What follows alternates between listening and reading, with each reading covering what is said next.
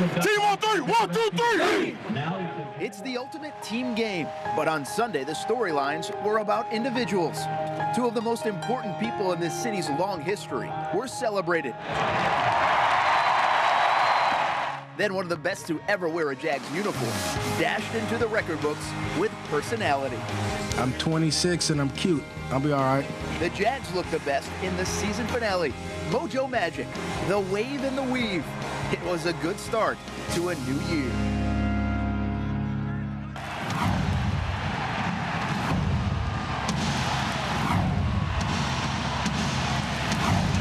Now, here's Action Sports 360 with Brent Martineau.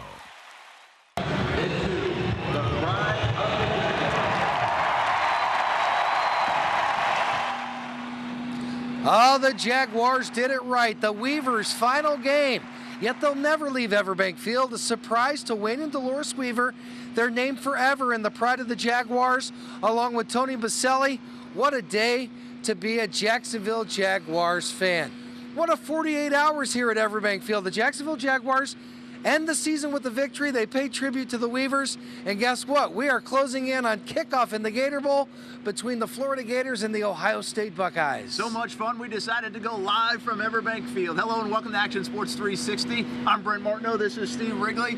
First ever live edition of AS 360, by the way. So much to share with you. Of course, the big Jaguars day, and these fine people working hard throughout the night to get you ready for the Gator Bowl on Monday. We'll share that throughout the show. Let's get it rocking and rolling. For the next half hour, it's our Safe Touch security highlights in 45 seconds or less.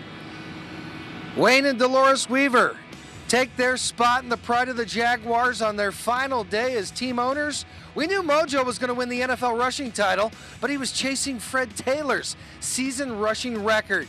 And that Gator Bowl kicks off in a little more than 13 hours, maybe 14, I guess I didn't do the math too well.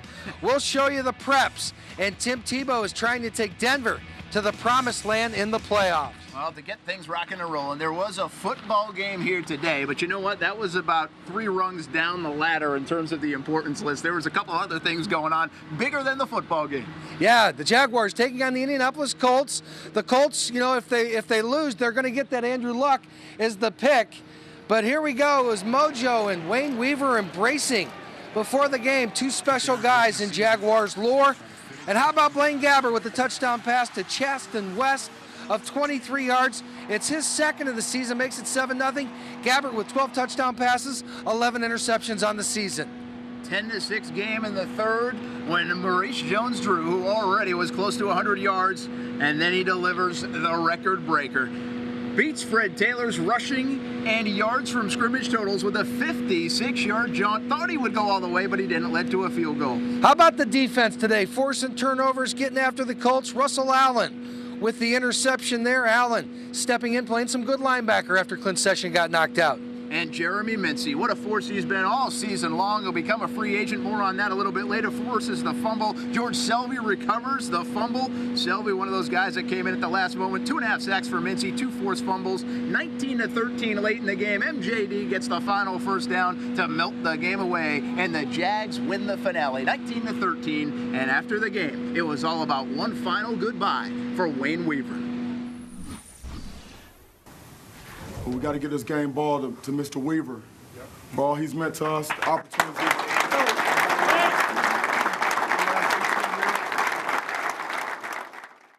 All right, an emotional scene there in the locker room after that game. And the guys really brought it all together. They brought it home for Wayne and Dolores Weaver on their final game as the owner. And a lot of guys that are worried about jobs next year did a pretty good job today on the field. It was an emotional time in that locker room for sure for Wayne Weaver. Emotional day all the way around, and really they had said they had cried a lot of tears all week long getting into it. Respect and appreciation, probably the best way to sum up the feeling in the stadium today. The players showed a lot of that after the game for the Weavers.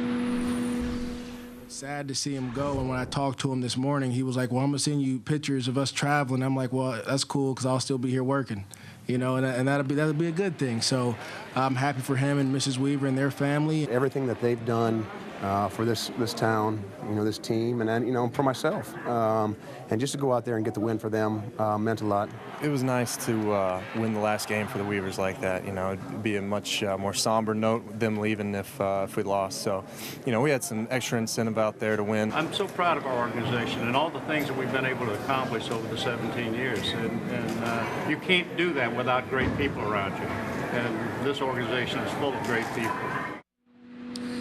Nice locker room for Wayne Weaver. Seen him in there for a couple of great victories. This year, the Baltimore game at home was very big. It was interesting. Maurice Jones-Drew was asked about his conversations with Mr. Weaver, and he told him that Wayne Weaver said, "I'm going to send you postcards because Dolores and I are going to be traveling." And Mojo said, "Please do, because I'm going to be back here working at getting better and making the Jaguars more successful on the field." Well, that gets us to our next big storyline on this afternoon. Number 32, Maurice Jones-Drew, with an exclamation point on what has already been a super season. Here comes the, here comes the, here comes the, y'all don't really worry like that. Here comes the. People don't like to tackle Maurice. Teams know they gotta bring their lunch pail. When I'm coming, like, when I'm coming, like, when I'm coming for you.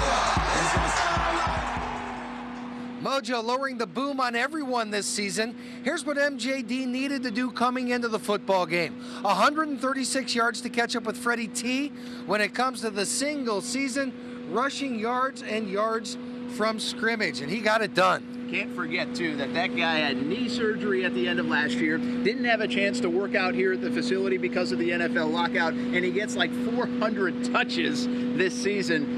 26 years old, but he's got a lot of tread on those tires. Well, and it's funny how this season ended up. Remember, he complained about only getting 4. Okay, maybe he wasn't complaining, but he wanted more than 4 carries in the second half against the Titans and the season opening win, and they were going to put him on a carry count. And they kind of just blew that up because Mojo was almost 50% of their offense this year. Give him the you-know-what ball, right? All right, Maurice was the man again this afternoon. Let's tell you about what he did one more time. 169 yards rushing, finishes the year with 1,606 yards. That's an amazing total considering the 8- and 9-man fronts on just about every down this season. Our offensive line and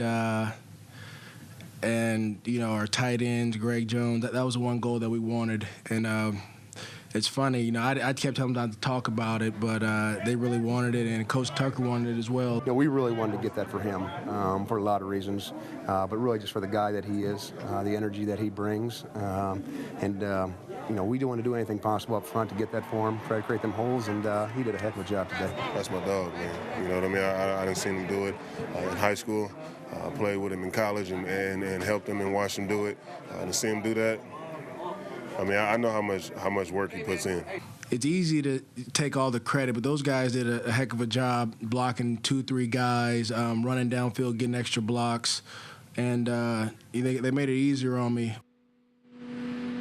Jaguars notes from the day, more Mojo all the time. He'll be on Jaguars All Access, CBS 47, Monday, 7 o'clock. Join Jeff Lageman, Brian Sexton, and Mojo, the NFL rushing king, on All Access. He's 26 and he's cute. It was Paul Posluszny's turn to get hurt today. He was in a lot of pain in the second quarter, a shoulder injury that had to be bad because he was screaming in pain. And a shout out to Mike Ryan, the Jags trainer, has been busy this year with all those injuries. He participated in his 491st NFL game today, including 352, all 352 of them with the Jags. All right, Brent, so it was a great day here at EVERBANK Field. The Weavers get their win. They ride off into the sunset, and Maurice Jones-Drew is the Jaguars' first NFL rushing king. By the way, it only sounds good if Mojo says he's 26 and he's cute. Okay? He's just been so quotable. That one sticks with me. All right, well, that top pick discussion was a big discussion all week because of this Colts-Jags game, and now the Colts will get that top pick, and they get Andrew Luck if they want to take Andrew Luck. Some of the college players that will play here in the Gator Bowl on Monday will, of course, go in the NFL draft this coming April as well. The two teams will duke it out 1 o'clock on this very field as they continue to get it ready. The Ohio State Buckeyes against the Florida Gators. Two tremendous programs, but teams having average seasons to say the least. Despite that, both sides say there's plenty to play for on Monday. Playing well and putting that uniform on, whether you're a senior for the last time or as we move forward with our young players in our program, playing well and winning the game, that ought to be your motivation too, regardless of the external circumstances. I want to yell to those folks right there, wave to everybody at home, because those folks are working hard. It's a live look inside EVERBANK Field at the preparations ongoing. Hey, by the way, both end zones will stay as they were today. They will be painted with Jacksonville in both end zones, not the Jaguars for today, and no Buckeyes or Gators tomorrow. It's a yeoman's effort by the SMG folks. This is a project that usually takes days, and these folks are doing it in hours. We'll have a time lapse of the changeover coming up in a few minutes.